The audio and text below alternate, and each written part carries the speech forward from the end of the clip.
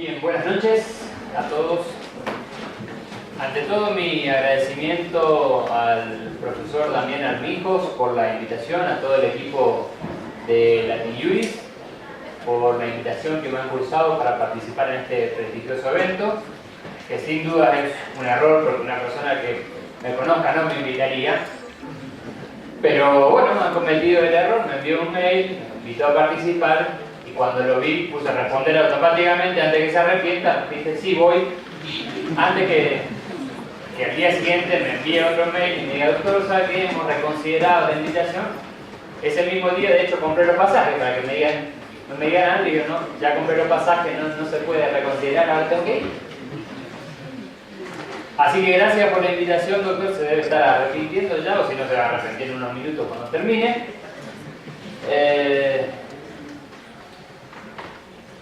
Quiero que sepan que estoy realmente encantado con el país que tienen. A pesar de que mi visita a Ecuador, que es mi primera vez en Ecuador, empezó mal. Llegamos el viernes a las 8 de la noche y para las 10 me robaron. Esas fueron mis 2 primeras horas en Ecuador.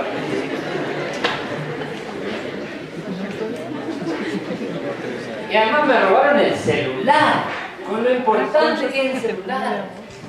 Los que somos abogados litigantes, que trabajamos con los casos, que tenemos que ver qué es lo que está pasando en nuestro expediente, para nosotros el celular es fundamental. Y además, en el celular tenía algo más que importante, que es mi ponencia. Entonces resulta que no tengo el celular, no puedo controlar mi caso, mi trabajo, no tengo los contactos de nadie en Ecuador y no tengo mi ponencia. O sea, no tengo nada.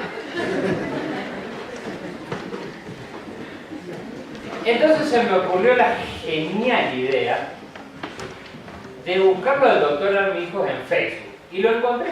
Entonces no se pudo zafar de mí porque ya lo encontré, lo contacté y dije, vengo tal día. Pero me quedé sin la ponencia. Entonces no tengo nada que decir. Ese era un gran problema. Entonces agarré un papel y este es mi PowerPoint. Encima no tenía papel. Esto no se está grabando, ¿no? Esto no. Dígame que no, por favor. Que ya metí la pata al principio. No, le voy a contar algo que, por favor, que no se grabe. Miren dónde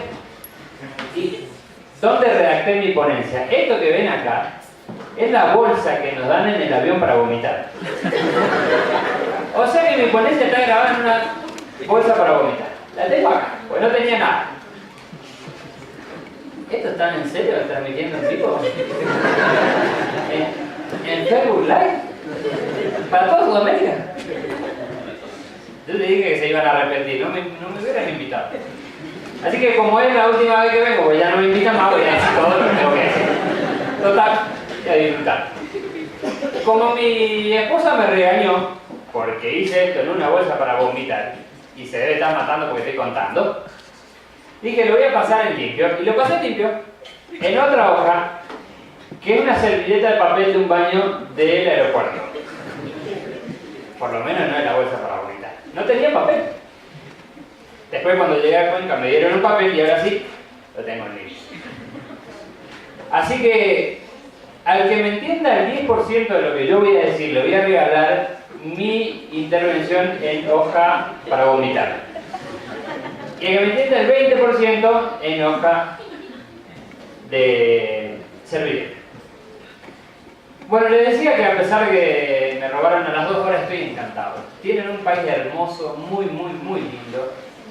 Y la belleza del Cotopaxi me hizo olvidar el celular. Dije, quédense con el celular, no importa nada.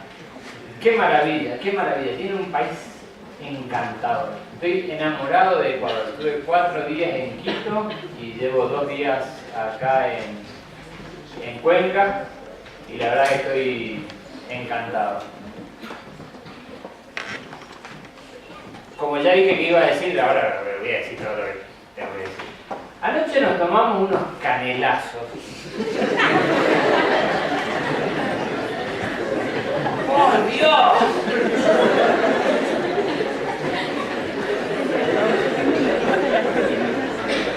Ese pecho supo mortal.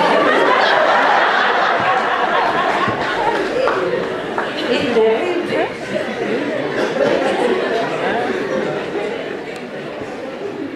Anoche en la cena. Canelazo, canelazo, canelazo.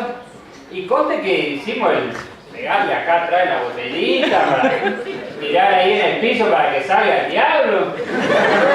Todo hicimos. Pero por lo visto el diablo se quedó escondido en la botella, se quedó ahí y nos atrapó. A todos. A todos. A tal punto que yo llegué a la noche al hotel alegando ser descendiente directo de Huayna Cápac. Terrible, que ni se le ocurra al conserje negar eso. Bueno, estoy encantado, así que, como es la última vez, relajado también. Ya mañana temprano me voy a Quito, o me echan en las pocas horas. Quiero tocar un tema con ustedes en unos minutos, que va a salir como va a salir, disculpe, porque no tengo el PowerPoint que tenía en el celular, así que vamos a ver cómo sale. Yo quiero compartir con ustedes en realidad algunas reflexiones sobre las críticas que en los últimos años se le han hecho a la Corte Interamericana de Derechos Humanos. Como ustedes saben, en los últimos años, o en los últimos lustros, las críticas a la Corte Interamericana de Derechos Humanos han ido avanzando, pero de una manera exponencial. Críticas importantes, a raíz, por supuesto, de fallos importantes, de fallos muy complicados, de fallos muy polémicos. Hasta el día de hoy, a la Corte Interamericana se le critica el caso de la última tentación de Cristo.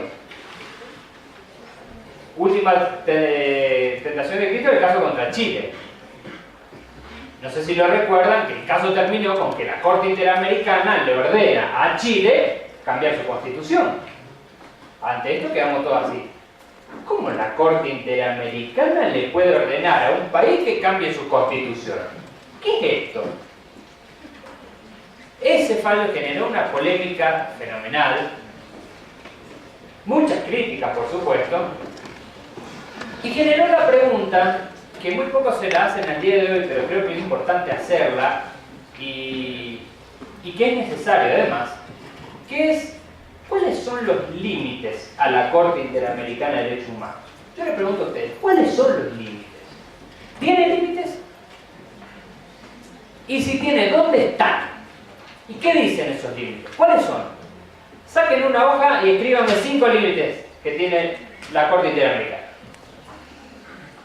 ¿Puede decidir lo que quiere la Corte Interamericana? ¿Puede decidir que cambie su constitución, que cambie su bandera, que cambie su himno? ¿Puede decidir lo que quiera? ¿Qué cosas puede decidir y qué cosas no puede decidir? ¿Y dónde está establecido eso? ¿Están esos límites o no están? Y si la Corte se excede, ¿pueden los países decir, no, ustedes se volvieron locos? No voy a cumplir. ¿Pueden decir eso los países o no pueden hacerlo? ¿Pueden revisar los países las decisiones de la Corte Interamericana o no pueden? Estas son preguntas muy importantes que debemos hacer. Estas son preguntas que han sido aplazadas por mucho tiempo. Preguntas que no nos hemos hecho, que muchos no quieren hacerse, que muchos no quieren responder y que muchos incluso se molestan cuando hay alguien que las viene a plantear.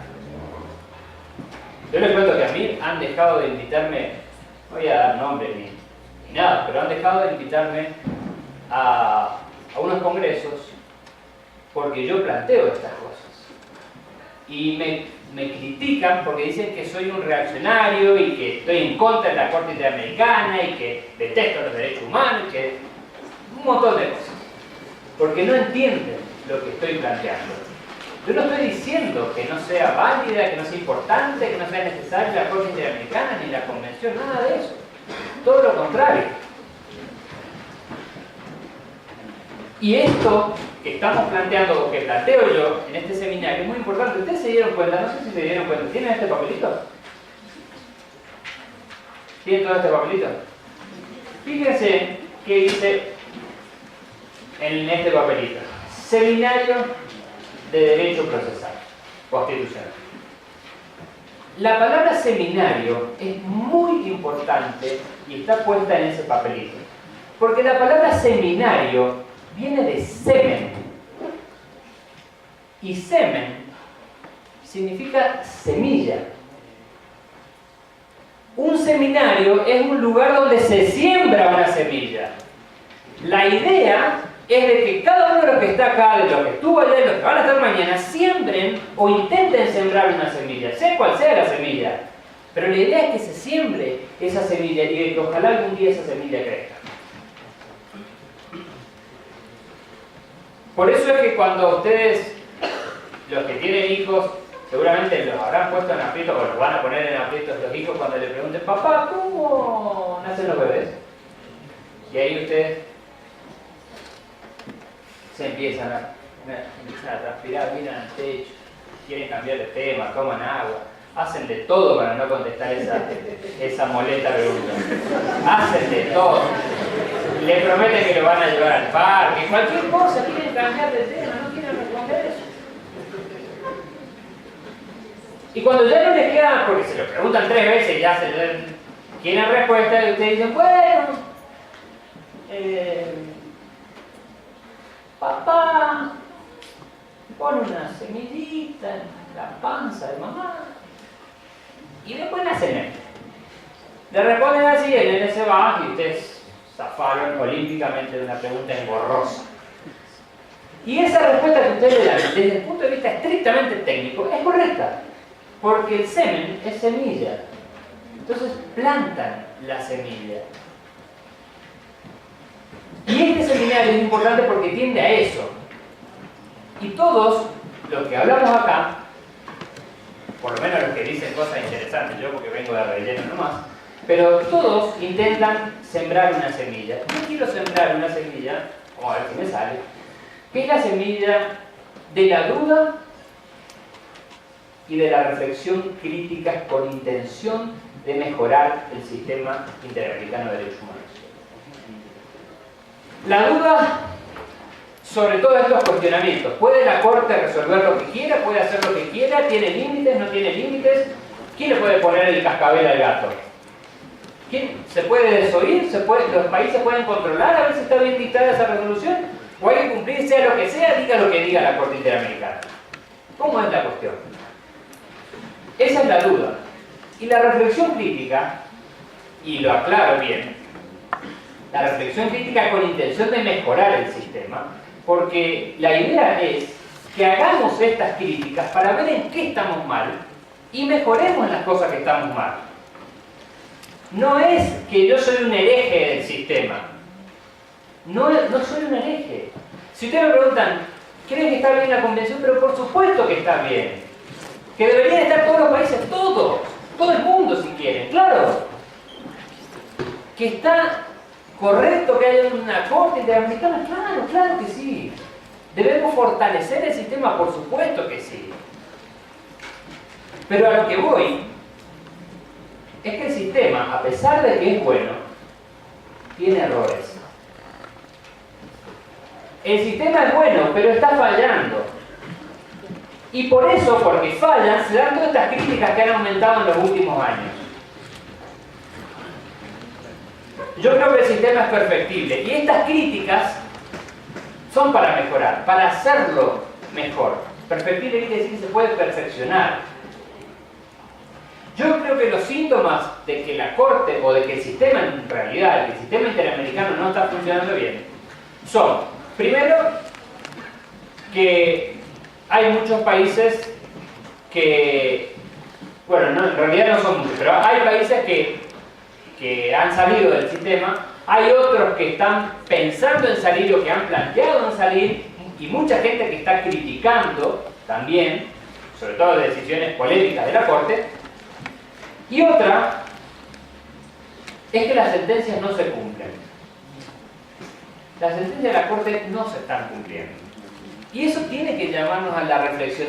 Tenemos que pensar por qué no se están cumpliendo. No puede ser que digamos, no se cumplen y ya. No, por algo no se cumplen. No es que no se hace porque no se quiere hacer. Hay algo que pasa y que hace que no se cumplan. Entonces tenemos que oír las críticas, porque si seguimos haciendo lo que se está haciendo, de no escuchar las críticas, vamos a seguir diciendo, la Corte, el sistema interamericano, la Corte, los jueces son los más lindos, la Corte es perfecta, nunca falla. Y ese discurso no puede seguir más. Yo quiero, en esta exposición, hacer una declaración previa de cuál es mi posicionamiento, desde qué lugar estoy hablando. Yo quiero hacer un abordaje del tema sin fanatismos.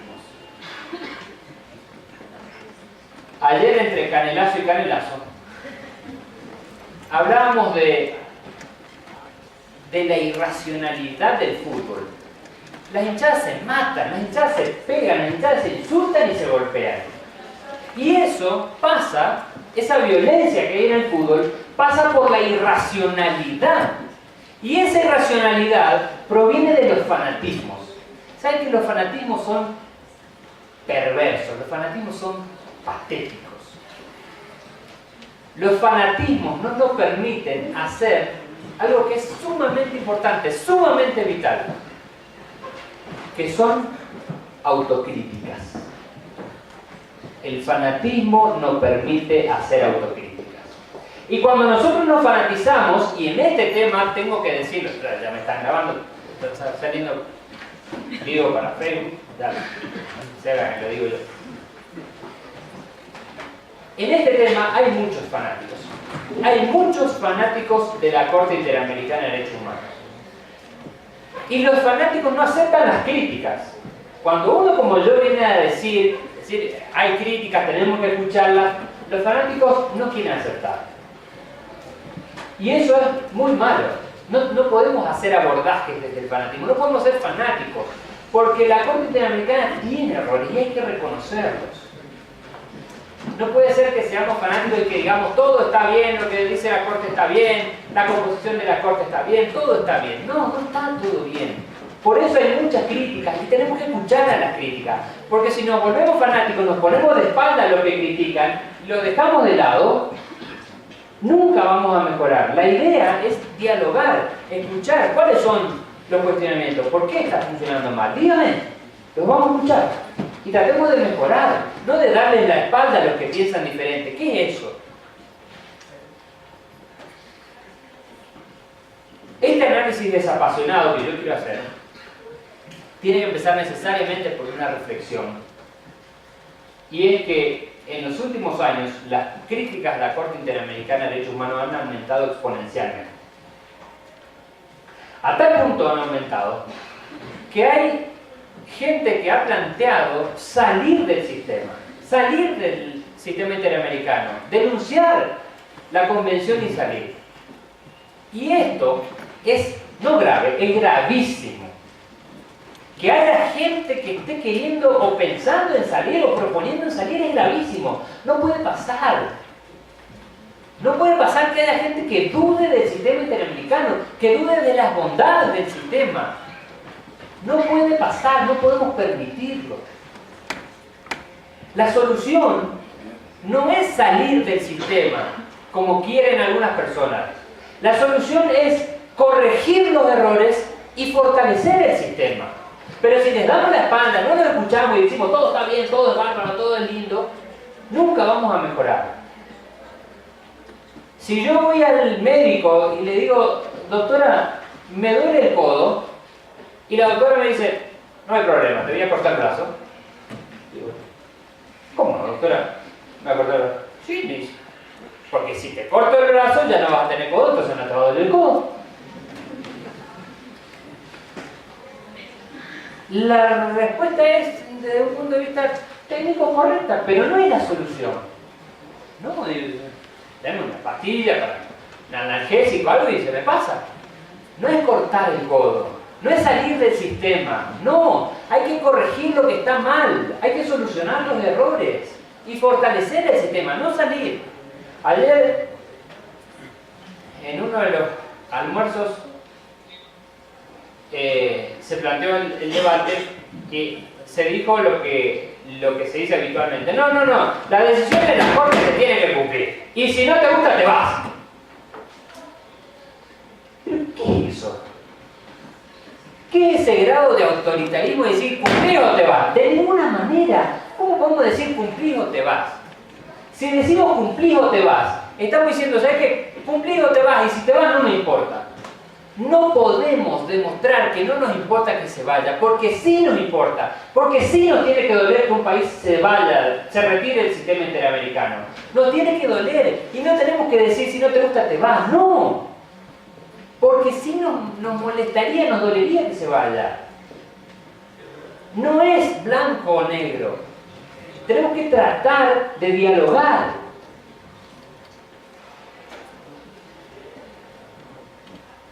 Estos cuestionamientos que se hacen a la Corte Interamericana, cuáles son sus poderes, cómo puede decir lo que puede decir, hasta dónde sus límites, quién establece los límites, quién le pone los límites, ¿hay límites?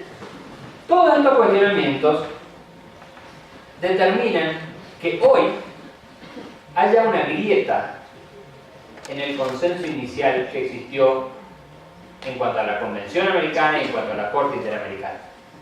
Una grieta que es chiquita, una grieta es una fisura, pero nada más.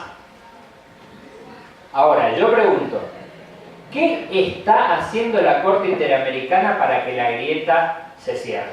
Si es que se puede cerrar. ¿O qué está haciendo para que no se abra más? Porque ahí sí va a ser un problema, que se abra, se rompa, hay un problema. Ahora es una grieta, es chiquitita. Esa grieta quiere decir que ya no todos estamos de acuerdo con lo mismo. ¿Qué está haciendo la Corte Interamericana para cerrar la grieta? En mi opinión, la Corte no está haciendo mucho. Y me duele decirlo, porque lo que yo quiero es que se fortalezca el sistema. Que escuchemos las críticas, que las atendamos y que fortalezcamos el sistema. No que le demos la espalda y se aumente la grieta.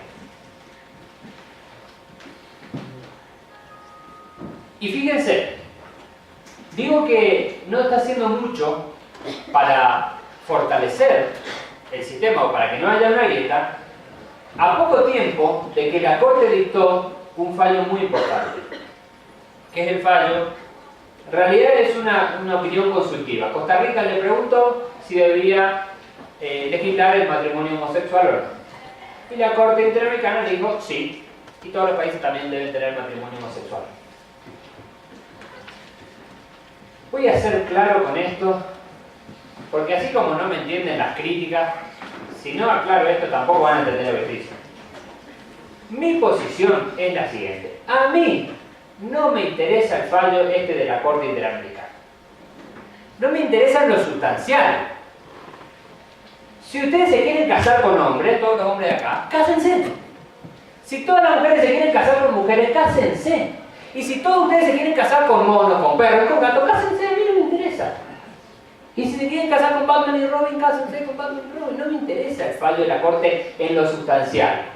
No me molesta que la Corte haya dicho que se tiene que permitir el matrimonio homosexual o no. A mí no me interesa. Pero yo soy solo uno. Y hay mucha gente a la que ese fallo le cayó pésimo.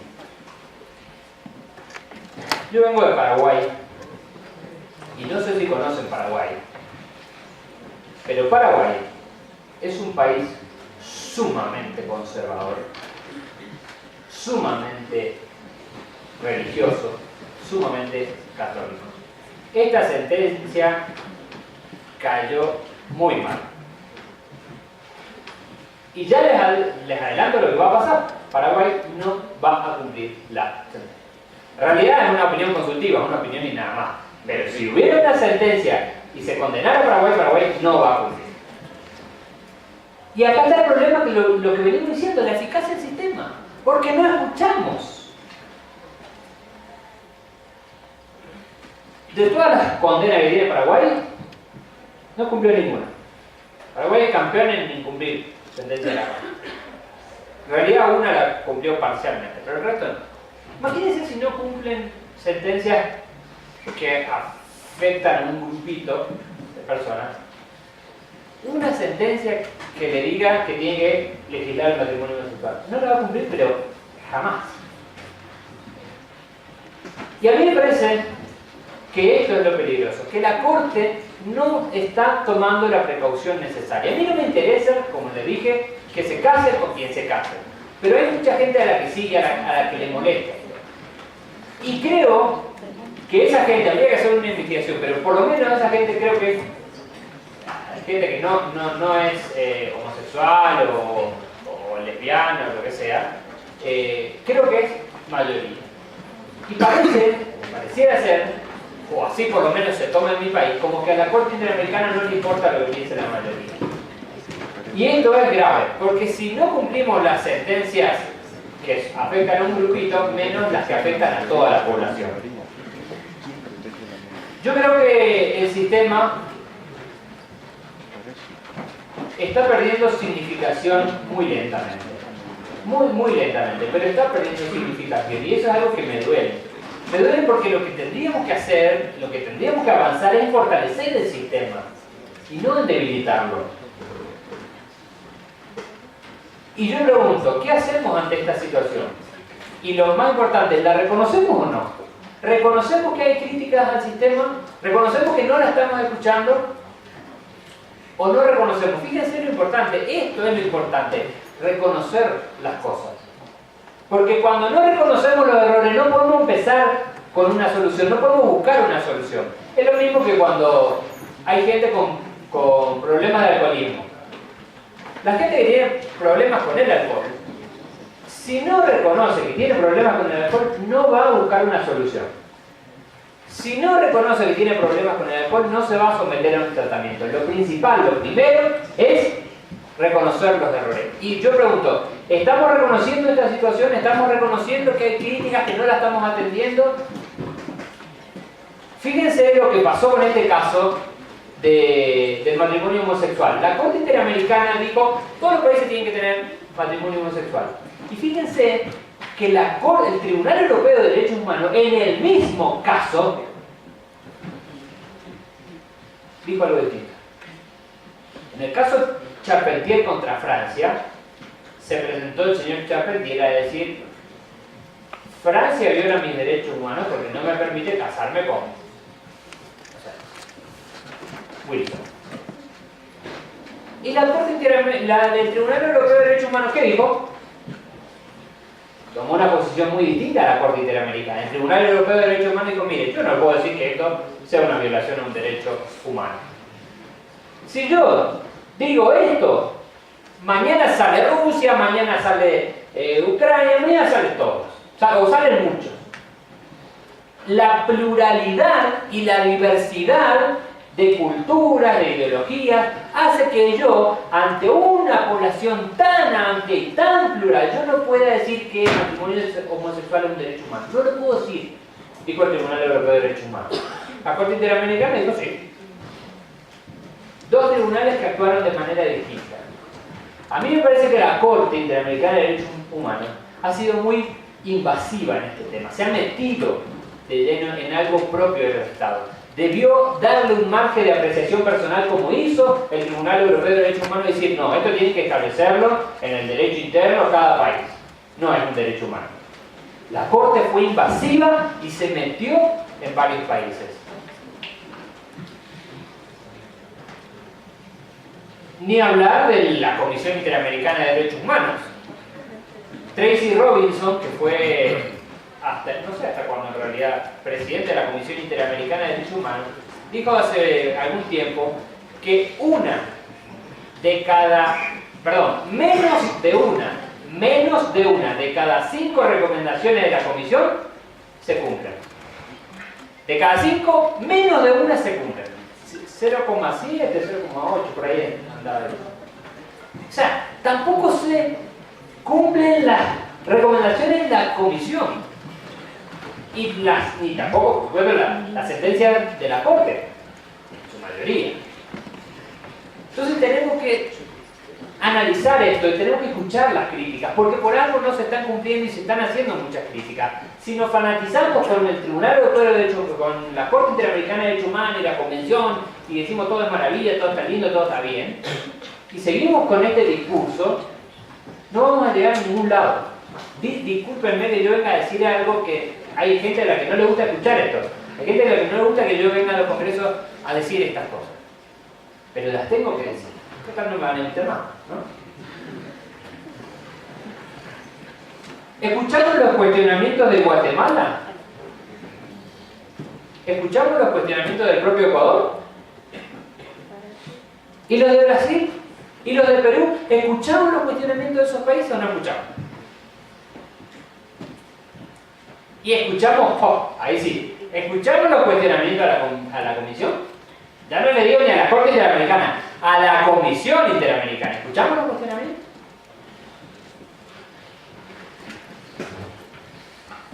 En relación a Ecuador, Lenín Moreno dijo hace muy poco, en el caso este de Correa, que se presentó ante la comisión, después de haberla denostado tanto, se presentó a la comisión y le pidió que dicte una medida cautelar a favor de los miembros del Consejo de Participación Ciudadana. ¿Qué hizo la comisión? La comisión dijo, no, yo llego a dictar ahora una medida cautelar, me meto en un problema terrible. Entonces, como no quiso dictarla, le pidió a la Corte que dicte una medida. No le dictó a la comisión, le pidió a la Corte que la dicte. Quédense con el problema ustedes. Lenín Moreno dijo, pero esto es una barbaridad, esto es una insolente intromisión en nuestro sistema interno. ¿Cómo van a dictar una medida cautelar y prohibir o retrasar el cumplimiento de la opinión, de la consulta? Esta insolente intromisión es lo que vemos a menudo. Muchos países se cuestionan, ¿están haciendo una insolente intromisión, así como dijo Lenín Moreno? Fíjense hace algún tiempo el caso de Brasil. La Comisión Interamericana, medida cautelar, bloqueó la construcción de una represa. A ver, ¿qué cosas se pueden hacer? ¿Cuáles son los límites también de la Comisión? O sea, yo puedo bloquear la construcción de una represa, puedo decir no meta preso a este, puedo hacer... ¿Qué cosas se pueden decidir? Y esto, Brasil lo tomó también como una insolente intromisión, que se meten en la construcción de una represa. ¿Y escuchamos las quejas de Brasil o no las escuchamos? Yo les pregunto a ustedes, díganme, ¿cuándo una decisión se considera insolente intromisión? No me van a poder responder. ¿Saben por qué? Porque no hay parámetros para decidir una cuestión así. No hay parámetros. En Argentina el caso de Milagro Sala, una dirigente social que también la Comisión Interamericana se metió a dictar una medida cautelar. Y también las críticas. Ha habido una insolente intromisión. ¿Por qué se mete la Comisión en el derecho interno? ¿Por qué se mete en una cuestión interna? Yo pregunto, ¿escuchamos estas críticas o no las escuchamos? ¿Cuál es el parámetro para decir hubo una insolente intromisión? No hubo una intromisión. Estas son cosas que deberíamos trabajarlas, deberíamos discutirlas y deberíamos establecer algún parámetro de seguridad, porque ahora no hay nada seguro. Volviendo a la Corte. En 2014, miren este ejemplo, en 2014 la Corte Interamericana condenó a República Dominicana por la expulsión sumaria de inmigrantes haitianos. Esto fue en octubre de 2014. Condenan a República Dominicana por la expulsión sumaria de inmigrantes haitianos. En noviembre, República Dominicana desconoció la competencia de la Corte. ¿A dónde vamos con estas cosas? ¿A dónde vamos si seguimos haciendo cosas como esta? Imagínense ustedes que yo, Corte Interamericana, le digo a Estados Unidos, imagínense si estuviera Estados Unidos en la convención, yo digo a Estados Unidos, te condeno porque echás a los mexicanos. ¿Qué piensan que va a hacer Estados Unidos? Ah, bueno, lo dijeron los 7 jueces de la comisión, de la Corte Interamericana, vamos a cumplir. De ninguna manera. Nadie le va a decir a Estados Unidos quién tiene que echar y quién no tiene que echar. Menos 7 señores le van a decir a 140 millones de personas qué tienen que hacer con su país. No lo van a admitir jamás. Pero la Corte condenó a República Dominicana por echar a los haitianos. ¿Eso no es algo potestativo de cada Estado? ¿Cómo pretendemos? Ayer lo discutíamos. Alguien me dijo, bueno, lo ideal, a donde apuntamos es a que Estados Unidos y Canadá entren al sistema interamericano, porque son los dos grandotes. Son los dos que darían mayor legitimidad. Sudamérica casi todo, pero Estados Unidos y Canadá no se someten a la decisión de la Corte. Fíjense, ellos son los que más financian la Corte Interamericana, pero no se someten a la Corte. En 2010, entre Estados Unidos y Canadá pusieron $1.200.000 para el funcionamiento de la comisión, de la Corte Interamericana. De los casi 4, ellos dos pusieron $1.200.000. Son los que más ponen, pero no se someten. Nadie le va a decir a ellos qué tienen que hacer con su país. Y sí se lo decimos a República Dominicana. ¿Cómo pretender que Estados Unidos ingrese al sistema interamericano?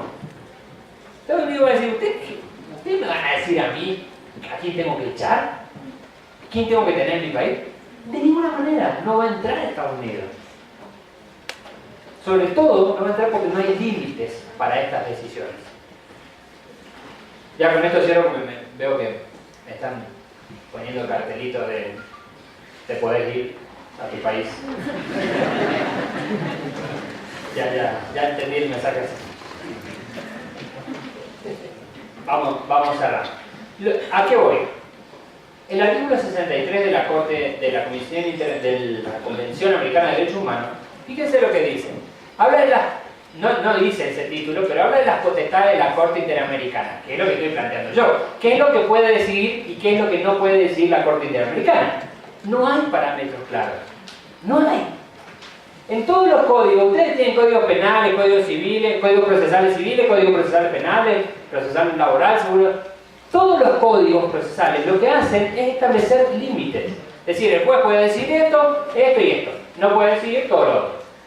Hay límites, tiene que haber límites a los jueces. La Corte no los tiene. No los tiene tan claro. Lo que dice el artículo 63 es lo siguiente. ¿Qué es lo que puede decir la Corte? 3 cosas. Puede disponer que se garantice el derecho conculcado. Que se garantice el derecho conculcado. Dispondrá, dice, si fuera procedente. Otro grave error. ¿Quién dice cuándo es procedente y cuándo no? Esto de poner así, dispondrá si fuera procedente, es lo mismo que haber establecido dispondrá si se le antoja. Dispondrá si la Corte quiere. ¿Por qué? Porque no hay parámetros para decir cuándo es procedente y cuándo no. Dice, dispondrá si fuera procedente que se reparen las consecuencias de la medida o situación. ¿Y cómo analizamos si es procedente o no? No dice.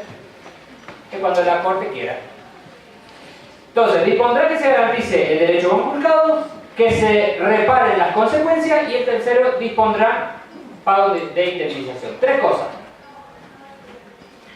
Que se garantice el derecho, si no se dio un derecho, que se reparen las consecuencias y que se pague una indemnización. Si nosotros hacemos una interpretación restrictiva, como tendría que ser tratándose de un poder, porque la Corte es poder, aunque no siquiera es poder, tendríamos que decir que solamente puede hacer estas 3 cosas y nada más. Y fíjense lo que dice: disponer que se garantice un derecho conculcado.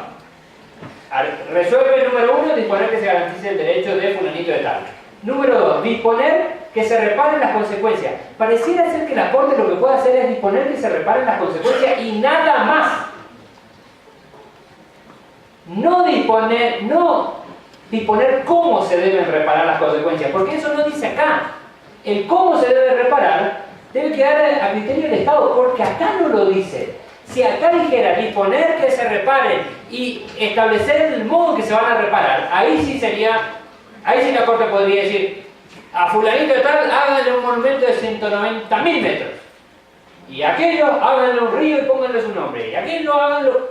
Podría decir todo, y cambien la Constitución. Y cambien el himno. Podría hacerlo. Pero ahora, así como está redactada la convención, no dice que puede decir de qué modo se tiene que reparar. Para mí esto es algo fundamental, porque marcaría, si tuviéramos regulado cuáles son sus potestades, marcaría los límites a la Corte, que no están marcados hoy. Y el artículo 68 dice: los Estados partes de la Convención se comprometen a cumplir las decisiones de la Corte, en todo caso en que sean parte.